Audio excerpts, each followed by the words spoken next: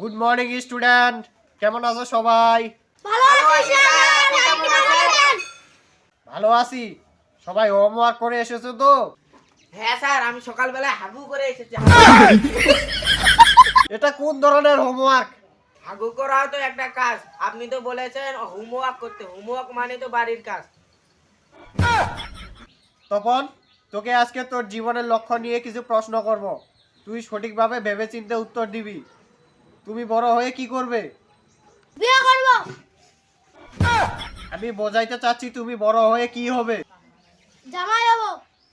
আমি বলতে চাচ্ছি তুমি বড় হয়ে কি পেতে চাও। বউ। আরে গাধা, তুমি বড় হয়ে বাবা মায়ের জন্য কি করবে?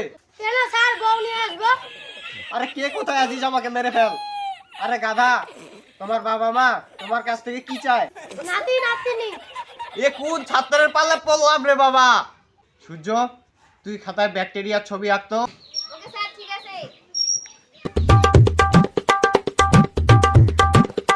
এ কি রে, সাদা পাতা জমা দিয়েছিস কেন? তোকে তো আমি ব্যাকটেরিয়ার ছবি আঁকতে বললাম। ব্যাকটেরিয়ার ছবি কোথায়? স্যার, ব্যাকটেরিয়া তো খালি চোখে দেখা যায় না, তাহলে আপনি কিভাবে দেখবেন? নয়ন, ধর তোর বাবা সিগারেট খায়, কিন্তু সিগারেট খাওয়া তো স্বাস্থ্যের পক্ষে ক্ষতিকর। এখন তোর বাবাকে সিগারেট খাওয়া থেকে বাঁচাতে তুই কি করবি?